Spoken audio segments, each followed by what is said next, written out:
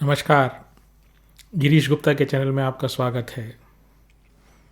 अनित्य जैन जी झांसी से पूछते हैं कि रेमंड लाइफस्टाइल और रेमंड लिमिटेड का जब से शेयर लिए हैं उन्होंने, शेयर लगातार गिरते जा रहे हैं।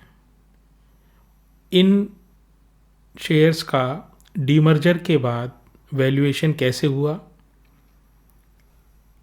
चूँकि ये शेयर लगातार गिरते जा रहे हैं तो किस शेयर से निकला जाए और किस में रहा जाए, और अगर हम उन्हें वैल्यूएशन और फ्यूचर प्रॉस्पेक्ट्स बता दें तो अच्छा रहेगा।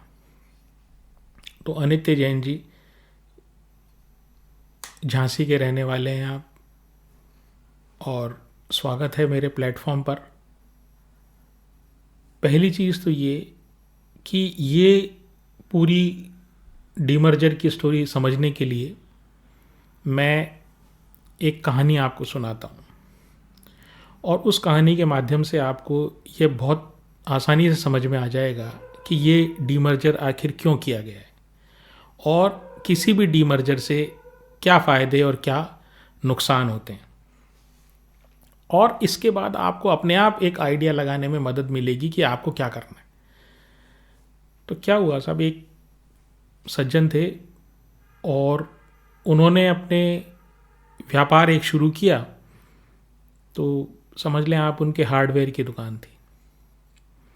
तो हार्डवेयर की दुकान थी तो अच्छी चल रही थी हार्डवेयर की दुकान। फिर उन्होंने लगा कि यार ये कपड़े का जो मार्केट है ना, इसमें बड़ा मार्जिन है।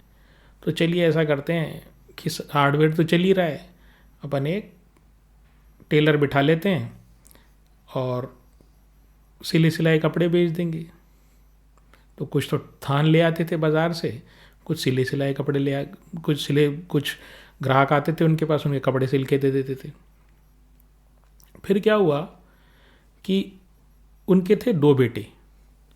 तो उनमें से एक बेटे को तो उन्होंने वो टेलरिंग वाली दुकान पे बिठा दिया कि बेटा तू ऐसे करिए, टेलरिंग की दुकान संभाल, मैं हार्डवेयर की संभालता हूँ। और जो तीसरा बेटा था ना, उसको ये कहा यार अपनी एक जिस शहर में अपन रहते हैं ना, उसमें एक दूसरी जगह अपने कोई बाप दादा की कोई प्रॉपर्टी भी पड़ी है, तू ऐसे कर यार उस पर फ्लैट बना के बेच दे। तो वो जो तीसरा लड़का था ना, वो फ्लैट बनाने के कारोबार में आ गया। घर एक ही है, एक ही घर में तीनों चारों रह रहे हैं, और वो एक जो उनके हार्डवेयर की दुकान थी उसी में से सब ऑपरेट कर रहे हैं। अब किसी दिन उनके किसी समझदार आदमी ने, जो उनके मित्र था, उन्होंने कहा यार क्या यार ये कचरा मचा रखा है तुमने, ना तुम्हारा लड़का ये जो बेचारा टेलरिंग का काम ढंग से कर पाता है, इतना इंटेलिजेंट आदमी है ना, इसको कुछ हार्डवेयर की दुकान पे बिठा रखा है इसको। यार हार्डवेयर किसका काम है, तुम करो ना यार इसको। और ये जो लड़का है देखो कितना बढ़िया इसका दिमाग चलता है, क्या बढ़िया बढ़िया फ्लैट बना के दिए इसने, तुमने इसको भी यहीं से करवा रखा है, एक ही घर में सारे काम करते। यार एक काम करो यार, तुम ऐसा करो, हार्डवेयर वाली दुकान को तो तुम तुम्हारे पास रखो, और ये जो तुम्हारे दोनों बेटे हैं ना, इनको अलग कर दो। तो एक को तो तुम क्या टेलरिंग की दुकान खुला दो, तो वो अपना जो भी काम करेगा बढ़िया कर लेगा। दूसरे को कह दिया कि भाई वो जो बेचारा ये है ना, वो बिल्डर बनेगा यार वो, तो उसको बिल्डिंग बिल्डर बना दिया।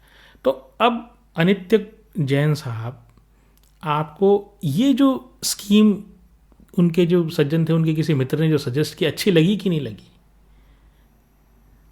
वो आपको अच्छी इसलिए लगेगी कि भाई बाप का जो कोर काम है या मेन काम है, जो हार्डवेयर का काम है, उसको कह दिया भाई तू चला इसको, अब तू इसमें ग्रोथ कर।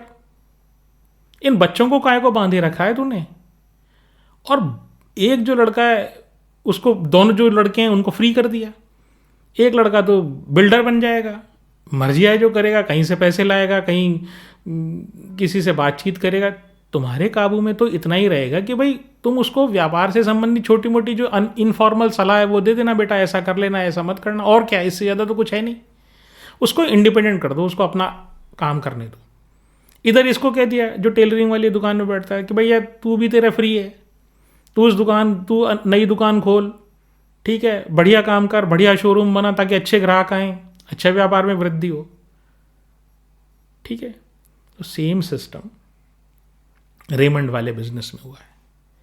तो रेमंड जो था ना, तो ये रेमंड ये पहले वुलन गारमेंट इनके आया करते थे, शॉल लोई इस तरह के जो है ना इनके बड़े अच्छे कपड़े। बहुत टाइम पहले, मैं आज से 50-60 साल पुरानी बात बता रहा हूँ आपको, वो आज भी चलते हैं। तो वो बिज़नेस था, इनके लीगेसी बिज़नेस था। फिर ये कुछ जो टूल्स होते हैं ना, ठीक है, आयरन टूल्स, अब उसमें फाइल्स है। अब वो फाइल क्या होती है, वो ऑफिस वाली फाइल नहीं, वो जो रेती घिसने के लिए, जो वो कोई किसी चीज़ को, अगर कोई लोहे की चीज़ होती है उसको अगर आपको गोल करना हो, ठीक है, या उसमें से कोई किनार आपकी ऐसी लग रही हो जिसमें कोना निकला हुआ हो, तो उसको घिस के उसको साफ करते, वो तो रेती। तो वो रेती और इस तरह के जो छोटे टूल्स जो होते हैं ना, वो बनाते थे ये। फिर ये कपड़े के बिजनेस में आ गए, तो पहले कपड़े बनाए, रेमंड्स के कपड़े बनाए, फिर उसके बाद वो इनके सूट और ये सब आने लग गए, फिर वो ब्रांडेड गारमेंट्स में आ गए, ठीक है, वो सब हो गए। उसके बाद 2019 में इन्होंने खुद की कोई प्रॉपर्टी थी बॉम्बे में, वहाँ पर उसको उन्होंने डेवलप करने का मतलब, वो जो ज़मीन पड़ी हुई थी जिसमें पुराना कुछ बना हुआ होगा, उसकी जगह उन्होंने उस पर फ्लैट्स बना दिए, लग्जरी फ्लैट्स बना दिए। तो वो बिज़नेस में ये शुरू हो गए, ठीक है। अब इनके पास 3 बिजनेस हो गए, एक वो कपड़े से रिलेटेड बिजनेस, एक इंजीनियरिंग से रिलेटेड बिजनेस जो पुराना इनका बिजनेस चला आ रहा था, और जो तीसरा है वो इनका रियल एस्टेट वाला।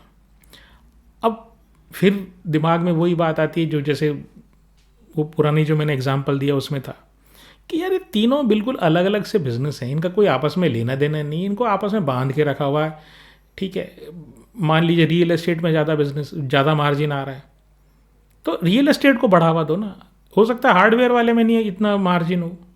तो यही सोच के इन्होंने तीनों बिजनेस को डीमर्ज करने का प्लान कर लिया। डीमर्ज मतलब अलग अलग कर दो, स्वतंत्र हो, जाओ खेलो, खूब जितनी तुम्हारी योग्यता हो उस हिसाब से तुम अपना काम करो और बड़े बनो।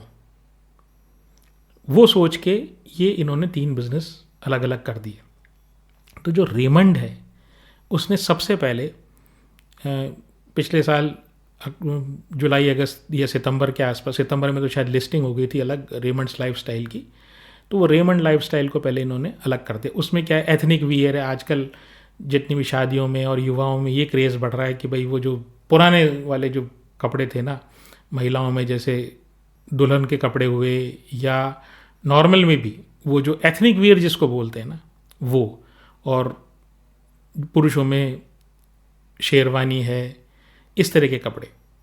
तो एथनिक वियर में भी हैं, फॉर्मल वियर में भी है, ऑफिस वियर में भी हैं कपड़े। इनकी शूटिंग रेमंड के कपड़े भी आते हैं और वो जो सूट भी आता है इनका। तो एक रेमंड लाइफस्टाइल वाली चीज़ को तो इन्होंने ऐसे अलग कर दिया। फिर इनका कुछ एफएमसीजी बिजनेस भी था, ठीक है, तो वो इन्होंने अलग कर दिया, गोदरेज कंज्यूमर को बेच दिया इन्होंने वो बिज़नेस, काफ़ी सारी चीज़ें उसमें से बेच दी। अब सितंबर के बाद 2 कंपनीज रह गई, एक रेमंड और एक रेमंड लाइफस्टाइल। अब रेमंड में जब आप कपड़े का बिजनेस आपने अलग कर दिया तो बाकी 2 बिजनेस रह गए, कौन से, एक इंजीनियरिंग से रिलेटेड बिजनेस और एक रियल एस्टेट से रिलेटेड बिजनेस। अब ये 2 बिजनेस जो है ना ये भी अलग करने का प्लान है। तो अब रियल एस्टेट वाली जो चीज़ है उसको अलग कर देंगे, तो रेमंड के पास खाली इंजीनियरिंग वाला बिजनेस रह जाएगा। तो ऐसे करके इस कंपनी का डीमर्जर हुआ है। तो मैं एक बार आपको बता देता हूँ, तो रेमंड के एक्चुअली 3 पार्ट हो जाएंगे। जो जो ओल्ड रेमंड था ना, जो शुरू में रेमंड था, वो पहले रेमंड लाइफस्टाइल में टूटा। अब वो रेमंड लाइफस्टाइल का मैंने आपको बता दिया कि वो क्या करता है। अब जो रेमंड रह गया उसमें 2 पार्ट हैं, एक रियल एस्टेट वाला पार्ट जिसको अलग करेंगे, वो रियल एस्टेट को डेवलप करेगा। अब उस रियल एस्टेट में देखिए ये क्या कर रहे हैं, ये मास मार्केट मतलब मिडिल क्लास वाला मार्केट, उनके लिए फ्लैट बनाएंगे। दूसरा, ये अपर मिडिल क्लास और रिच क्लास, उनके लिए भी फ्लैट बनाएंगे, अलग अलग कैटेगरी। और जो तीसरा है ना, वो जो अल्ट्रा रिच जो होते हैं वो उनके लिए सुपर लग्जरी वो वाला फ्लैट्स भी ये बनाएंगे। और कर क्या रहे हैं ये इनका एम ये है कि ये एक जो कमोडिटाइज्ड इंडस्ट्री है ना रियल एस्टेट वाली, मैं भी समझाऊंगा क्या है। तो जो ये कमोडिटाइज्ड इंडस्ट्री है इसको ब्रांड्स में कन्वर्ट कर रहे हैं। कमोडिटाइज का मतलब क्या है? डिमांड सप्लाई के हिसाब से जो चीज़ चलती है, जैसे सब्जी आप लेने जाते हैं, ठीक है, अगर आप आलू लेने जाएंगे तो आलू का भाव इस दुकान, आलू में कोई फ़र्क नहीं है, आलू में, ठीक है, आप इस दुकान से ले लें, उस दुकान से, जहाँ सस्ती मिलेगी वहीं से ले आएंगे, कोई घर में आपके सब्जी के ऊपर तो कोई फ़र्क पड़ता नहीं है उसको। तो ऐसी, जैसे आप अभी रियल एस्टेट के रेफरेंस में इस कमोडिटी का, कमोडिटाइज चीज़ का क्या मतलब हुआ? फ्लैट किसी से भी ले लें आप, क्या फ़र्क पड़ता है? वही बिल्डर है, वही चूना है, वही ईंट है, लोहा है, पत्थर है, वो की वही चीज़ है, बिल्डर में कोई अलग नहीं। अब ये कहते हैं नहीं, इस चीज़ को मैं ब्रांड करूँगा और जो रेमंड का जो फ्लैट होगा वो फ्लैट बाकी सब चीज़ फ्लैट से अलग होगा। ब्रांडिंग करेंगे, उसमें कुछ ऐसे फीचर डालेंगे जिससे वो आदमी की नज़रों में ब्रांड बने, और जैसे ही कोई चीज़ ब्रांड बनती है ना, वैसे ही उस चीज़ का भाव डिफरेंट हो जाता है। तो ये चीज़, तो ये एक कोशिश कर रहे हैं। फिर ये कहते हैं कि भाई देखो बात ये है, अब हम ज़मीन खरीद के, ठीक है, जैसे मुंबई में और उसके आसपास के एरिया में काम करते हैं जहाँ पर रियल एस्टेट की कीमत बहुत ज़्यादा ऊंची है, तो ये कहते हैं अगर मैं ज़मीन खरीद के अगर मैं फ़्लैट बनाने लग गया तो फ्लैट बनाने में भी साल 2 साल लगते हैं, फिर 100 तरह की परमिशंस चाहिए होती हैं ओनरशिप के लिए। जब आप ओनरशिप ट्रांसफ़र कराते हो तो 100 तरह के लीगल एयर्स से या जो उत्तराधिकारी है उनके बीच में लड़ाई है, ये है वो, ये कुछ नहीं करेंगे हम तो सीधी सी बात है, जो अपनी लैंड को डेवलप कराने में इच्छुक है उसको कॉन्टैक्ट करेंगे और जॉइंट डेवलपमेंट करेंगे, यानी कि उसकी लैंड और हमारा जो कंस्ट्रक्शन, और जो हमारा इसमें बचेगा, मतलब उसकी लैंड और इनका कंस्ट्रक्शन, फिर हम फ्लैट बेच देंगे। तो फ्लैट बेचने के बाद जो नेट प्रॉफिट आएगा उसका हमारे जो डिसाइडेड शेयर होगा हम ले लेंगे। तो हमें ज़मीन में पैसे लगाने की आवश्यकता नहीं है। तो ये इनका असेट लाइट मॉडल बोलते हैं। ज़मीन के में कैपिटल डालने के लिए हम पैसा नहीं देंगे, उसको हम मार्केटिंग और ब्रांडिंग में काम में लेंगे, क्योंकि मार्केटिंग और ब्रांडिंग में करने पे आपको उसी सेम चीज़ का ज़्यादा पैसा मिलता है। फिर क्या है, अब जब लाइफस्टाइल पहले अलग हो गया, अब रियलिटी अलग हो जाएगा, तो अब ये इसके बाद जो बचेगा इनके पास, जो कोर रेमंड में जो बिज़नेस बचेगा वो इंजीनियरिंग वाला बिज़नेस बनेगा। तो इंजीनियरिंग वाले में क्या है, इनके पास एक जो डिवीज़न इन्होंने, इनका प्लान जो है वो ऑटो और ईवी कंपोनेंट बनाएंगे। तो जो नॉर्मल डीजल और पेट्रोल की जो गाड़ियाँ होती हैं उसके पार्ट्स, ठीक है, और एक ईवी के पार्ट्स वो बनाएंगे। ये तो एक डिवीज़न हो गया। जो दूसरा डिवीज़न है वो उनका लीगेसी डिवीज़न, वो पुराने जो इनके जो मैंने बताया था ना फाइल, जो रेती, जिसमें ना रेती और हैंड टूल्स जो ये बनाते हैं, तो वो एक्चुअली हार्डवेयर और टूल्स ये सब बनाने वाला वो एक डिवीज़न रहेगा। और जो तीसरा डिवीज़न है वो उसमें ये फोकस कर रहे हैं एरोस्पेस इंडस्ट्री और डिफेंस इंडस्ट्री पे। तो defence industry basically Bharat oriented है, मतलब भारत में जो ये सब मेक इन इंडिया और सब डिफेंस के जो प्रोजेक्ट चल रहे हैं, या डिफेंस में सरकार का जोर है कि भाई भारत में आप ये सारे इक्विपमेंट बनाओ, तो या ये सारे जो आर्म्स जो बनाओ आप, तो हाँ, या उससे रिलेटेड चीज़ें बनाओ, तो वो सब चीज़ों के लिए ये डिफेंस और एरोस्पेस की जो इनका टारगेट है वो भारत से बाहर की जो एरोस्पेस इंडस्ट्री है उसके लिए काम करने का इनका, मतलब उसमें इंजीनियरिंग का काम करने की इनकी इच्छा है। तो ये बात हुई कि इनका आखिरकार डीमर्जर के बाद ये कंपनी कैसे डेवलप होगी। अब आपने ये पूछा, ये तो मैंने आपको ब्रीफ बताया कि बैकग्राउंड बताया मैंने आपका कि रेमंड में आखिर कैसे, क्यों उन्होंने डीमर्जर किया और डीमर्जर कैसे अपना स्वरूप लेगा। अब इसमें आपका जो क्वेश्चन है कि भाई वैल्यूएशन कैसे हुआ, तो देखिए वैल्यूएशन में कई अप्रोचेस होती हैं, वो अकाउंटिंग का एक्चुअली मामला है। तो कई बार बुक वैल्यू के हिसाब से, कि मतलब आप ये देख लें कि जो, जैसे मान लीजिए रेमंड लाइफस्टाइल का रेमंड से डीमर्जर हुआ, तो आप ये देख लें कि बुक वैल्यू के हिसाब से दोनों के अलग अलग खाते होते हैं, उनको बना के जिसकी जितनी बुक वैल्यू होती है, जैसे एक की बुक वैल्यू 2 है, एक की बुक वैल्यू 1 है, ठीक है, तो जिसकी 2 बुक वैल्यू है ना, उसका 1 शेयर, और जिसकी 1 बुक वैल्यू उसके 2 शेयर, ये बराबर हो जाते हैं। तो इस हिसाब से जो आपका मर्जर रेशियो जिसको, या डीमर्जर रेशियो जो है ना, वो डिसाइड हो जाता है। या कई बार ईपीएस के थ्रू ले लेते हैं। मोटी मोटी बात ये है कि जो पैसा जो है ना, मतलब किसी शेयर होल्डर को नुकसान नहीं होना चाहिए अगर उसने कोई शेयर डीमर्जर से पहले खरीद रखें और डीमर्जर के बाद, मतलब जो भी शेयर उसको टोटल मिले उनकी टोटल कीमत डीमर्जर से पहले और डीमर्जर के बाद वो बराबर होनी चाहिए। ये थ्योरेटिकल प्रिंसिपल है, ये थ्योरी है। प्रैक्टिस में क्या होता है, प्रैक्टिस में ये होता है कि जिसके पास सबसे बड़ा हिस्सा होता है, जैसे मान लीजिए रेमंड का प्रमोटर के पास 68% है या 70% है, तो वो वाला रेशो डिसाइड करता है जो उसके हित में होता है। ये सिंपल बात है।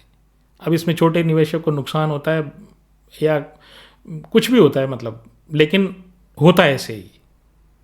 ये प्रैक्टिकल प्रॉब्लम्स हैं डीमर्जर की या इन सब की।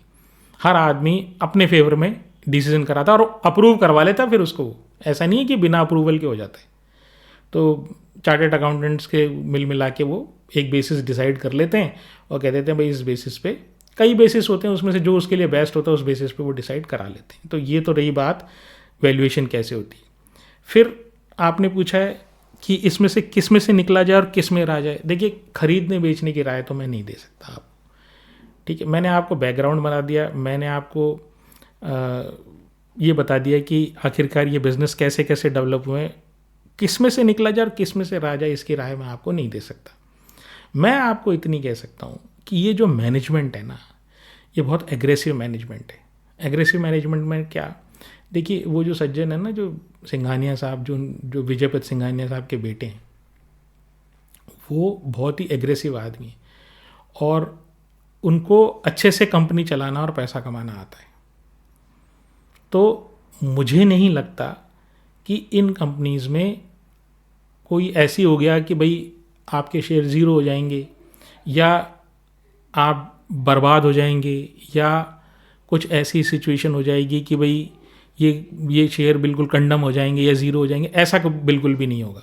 अब रही बात ये कि ये शेयर नीचे क्यों गिरते जा रहे हैं, तो देखिए आपको ये बात भी ध्यान रखनी चाहिए कि ये पिछले 3 सालों में, ये रेमंड का शेयर है ना, ये पिछले 3 सालों में करीब करीब 6-7 गुना हो चुका है।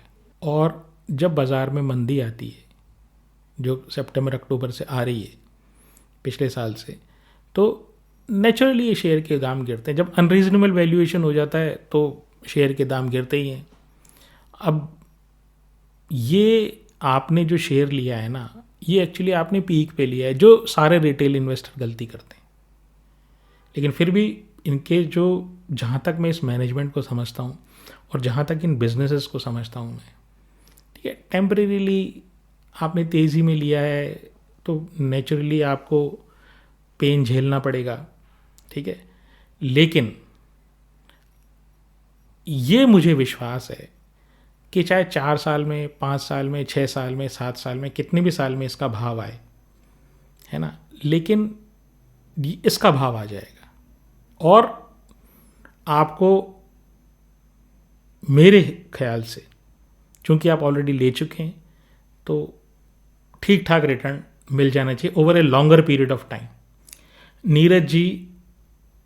नीरज सिंह साहब और सुमन कुमार सर साहब, ये दोनों ने 2 अलग अलग मैसेज लिखे हैं, लेकिन उनका जो सार मैं आपको बता देता हूँ, वो ये कहते हैं कि आप अपनी तरफ से 3 शेयर 5 शेयर हर हफ्ते या कोई एक वीडियो बनाकर ये उनका विश्लेषण करें और बताएं कि कौन से शेयर चल सकते हैं। तो देखिए नीरज जी और सुमन जी, अभी तक हम करीब करीब 100-125 शेयर का विश्लेषण कर चुके हैं, कोई छोटे रूप में और कुछ बड़े रूप में, ठीक है, और काफ़ी उसमें से अच्छे अच्छे शेयर भी हैं। तो अगर आप उनको लगातार देख रहे हैं ना, तो आप ये समझ लीजिए कम से कम 8 से 10 शेयर तो आपको मिल ही जाएंगे। ये बात दूसरी कि हम डायरेक्टली इस बात को कहना अवॉइड करते हैं कि ये शेयर आपको ख़रीदना चाहिए, नहीं ख़रीदना चाहिए। बहुत ही अगर आपने गौर से सुना होगा ना, तो आपको बिना किसी एफर्ट के वो 8-10 शेयर मिल जाएंगे और उनमें से आप 3-4 शेयर ले लीजिए जो आपको पसंद आते हैं, आपका काम हो जाएगा। अलग से मैं कोशिश करूँगा इन फ्यूचर, ठीक है, अभी फ़िलहाल तो कुछ समय तक तो मैं नहीं कर पाऊँगा, लेकिन इन फ्यूचर मैं विचार करूँगा कि इसको किस तरीके से इस तरह के शेयर आपके सामने लाए जाएं जो स्पेसिफिकली हम ये बता सकें कि भाई ये ठीक ठाक से निवेश लायक शेयर हो सकते हैं। फिर ताज अहम साहब ने कहा है कि सब नेस्ले के जो रिजर्व्स हैं ना वो 3,894 करोड़ हैं और जो फ्री कैश फ्लो है ना वो 2,296 है, 96 करोड़ हैं। और इसके कंपैरिजन में जेंसोल के रिजर्व जो है ना 551 करोड़ से और फ्री कैश फ्लो -577 है। तो ये पूछते हैं कि ये जेंसोल के पास ये 551 करोड़ का रिजर्व कैसे है। तो ताज एम साहब, पहली बात तो ये है कि खैर आपने तो अनजाने में कर दिया, लेकिन ये जो है ना ये सूरज और कूड़े को कंपेयर करने के बराबर है।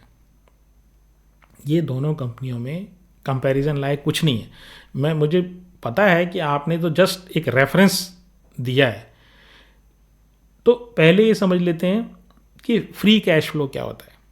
तो कि फ्री कैश फ्लो जैसे है कि आपकी दुकान है, तो जब आपकी दुकान में आपने मान लीजिए 1 महीने धंधा किया, 1 साल धंधा किया और गल्ले में आपके गल्ले में 1 लाख रुपए पड़े हैं, आपने जो उधारी वो नहीं, जो गल्ले में पड़ा है आपके, जितना पैसा लगाया आपने और जितना आपके गल्ले में पड़ा है, तो मान लीजिए 1 लाख रुपए आपके गल्ले में पड़ा है और बाकी सामान सब है दुकान में, जो आपने जो पूंजी लगा रखी थी वो अलग है, बस गल्ले में आपके 1 लाख रुपए जो आपके प्रॉफिट वाले जो पैसे हैं, इस तरीके से समझ लीजिए। आप कैश की बात कर रहा हूँ, कैश प्रॉफिट, कैश सिंपल तरीके से समझने के लिए। अब उसमें से आप कहते हो यार ये जो दुकान है ना इसकी एक मंजिल और चढ़ा लेता हूँ, तो उसमें कितना खर्चा आएगा यार, उसमें करीब 50,000 का खर्चा आएगा। तो 50,000 का खर्चा आएगा तो बाकी आपके पास 50,000 बच गए। अब उस 50,000 को क्या करोगे आप, या तो घर में काम में ले लोगे, ठीक है भाई घर में ले जाऊँ, या आप क्या करोगे, आपके कोई उधार हो तो उसका चुकता कर दोगे, और क्या करोगे, जो आपकी इच्छा हो वो कर सकते हो, ठीक है। तो ऐसे ही क्या होता है कि जो नेस्ले के जो फ्री कैश फ्लो है, तो 2296 जो आपने बताया, ये वो कैश है जो उनके साल भर प्रॉफिट करने के बाद जो उनके गल्ले में कैश, उधार की नहीं, कैश जो उनके पास आ जाता है ना, वो 2,296 करोड़ है। और ये दूसरी ये जो जेंसोल टाइप की कंपनियां हैं, ये फ्री कैश फ्लो नेगेटिव है, मतलब उनके गल्ले में पैसा कम हो जाता है, मांगते हैं दूसरे से, तो गल्ले में पैसे ही नहीं है, कैश नहीं है गल्ले में, उधारी होगी तुम्हारी कहीं होगी, तो जब आएगी तब आएगी। तो ये तो हुई फ्री कैश फ्लो, ठीक है। तो फ्री कैश फ्लो का मतलब गल्ले में जो पैसा है उससे, उसके बाद मैं मेरा कैपिटल एक्सपेंडिचर वो उसमें से निकाल दूं, मतलब जो मेरे को दुकान के ऊपर की छत बनवा, दुकान के ऊपर एक और दुकान चढ़ानी है ताकि मेरा व्यापार बढ़े, तो उसमें से मैं निकाल दूं, और जो बाकी पैसा बचे वो मैं कुछ भी काम में करूँ, चाहे दुकान में वापस लगा दूं, उसी दुकान में कुछ और माल खरीद लाऊं, चाहे घर ले जाऊं, चाहे कोई उधार हो मेरा उसको चुकता कर दूं। तो वो जो पैसा है ना वो फ्री कैश फ्लो है आपका।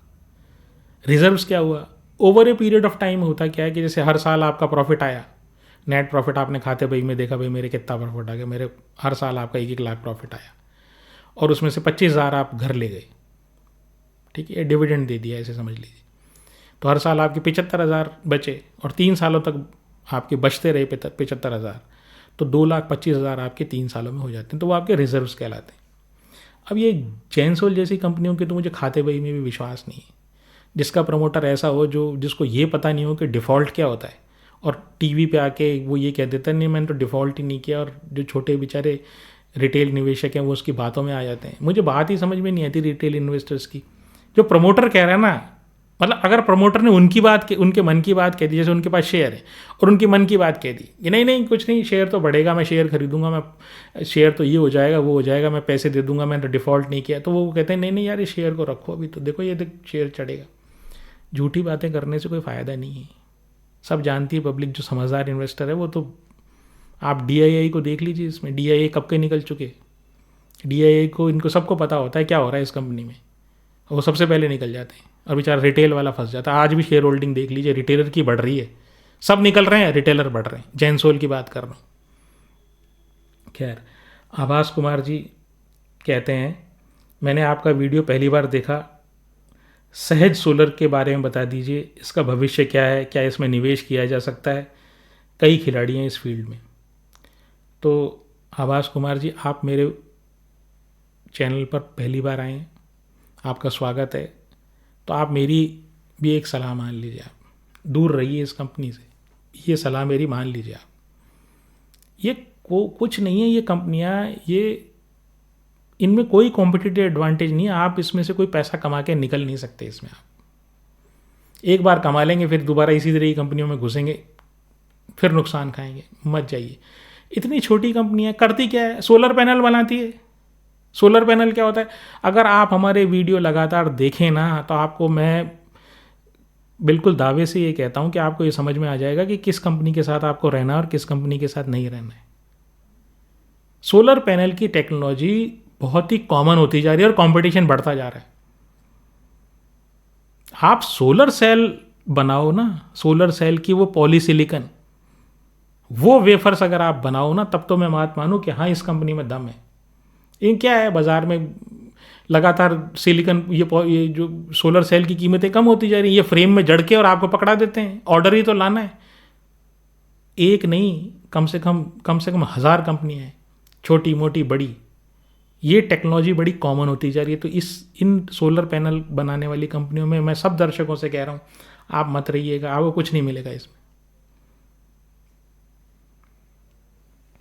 फिर मारवाड़ी होली जी कहते हैं, किसी कंपनी के शेयर जिस भाव में बायर खरीदते हैं उसी भाव में वो सेल होता है, फिर भाव डाउन क्यों होते हैं। बात तो सही है कि भाई जिस भाव में सामने वाला खरीद रहा है और वो उसी पे बेचा जा रहा है, तो भाव डाउन क्यों होना चाहिए। भाव डाउन इसलिए होना चाहिए कि अगला वाला जो बेचने वाला है ना, वो लोअर भाव पे बेचने को तैयार है। नेक्स्ट सौदे से भाव डिसाइड होते हैं, उस सौदे से डिसाइड नहीं होते। नेक्स्ट सौदा जैसे आप मान लीजिए वो 100 रुपये पे पहला सौदा हुआ, अब मान लीजिए 100 रुपये पे कोई बायर ही नहीं लेने को तैयार, तो जो सेलर होगा वो क्या कहेगा, चल ऐसा कर 99 में ले ले। अब भी बायर खरीदने को तैयार नहीं है, कोई बायर ही नहीं आया, तो कोई कहेगा ठीक है 98 में ले ले, फिर भी नहीं आया, फिर कोई कहता है 97 में ले, तो चल ठीक है बायर आ गया, तो 97 का सौदा हो गया। अब नया बायर ऊपर का आएगा कि नीचे का आएगा। तो ऐसे सेम एक सौदा तो ऑफ कोर्स सेम भाव पे होता है, लेकिन जो भाव का डाउन और अप जो होता है ना, वो अगले भाव से डिसाइड होता है कि बायर को ज़्यादा गरज है या सेलर को ज़्यादा गरज है। अगर बायर को ज़्यादा गरज होती है तो भाव बढ़ता जाता है, ठीक है। उस टाइम सेलर जो होता है वो मुंह फुला के बैठ जाता है, नहीं दूंगा। और जिस टाइम सेलर की गरज होती है, ठीक है, तो बायर मुंह फुला के बैठ जाता है कि नहीं लूंगा। ऐसे भारत शर्मा जी कहते हैं, वेदांता का फंडामेंटल देखकर सब कुछ लगभग अच्छा लगता है, क्या इसका बिजनेस मॉडल लॉन्ग टर्म में सस्टेनेबल है। तो देखिए भारत शर्मा जी, ये जो वेदांता है ना, इसके प्रमोटर है अनिल अग्रवाल। और अनिल अग्रवाल साहब की कभी भी आप इंटरव्यू देखोगे ना, तो सारे दिन देशभक्ति की बातें करते हैं और देश को आगे बढ़ाने की बातें करते हैं, और जन कल्याणकारी जो योजनाएं हैं ना उनकी बातें, मतलब खुद के लिए, खुद की कंपनी जो उनके लिए जो अच्छे अच्छे काम कर रही है ना, लोगों की भलाई के लिए कर रही है, उसकी बातें करते हैं। कभी भी आप इंटरव्यू देखिएगा उनका, जो ऐसी बातें करता है ना व्यापारी, है ना, वो समझ लेना उसका इंटेंशन कुछ और होता है।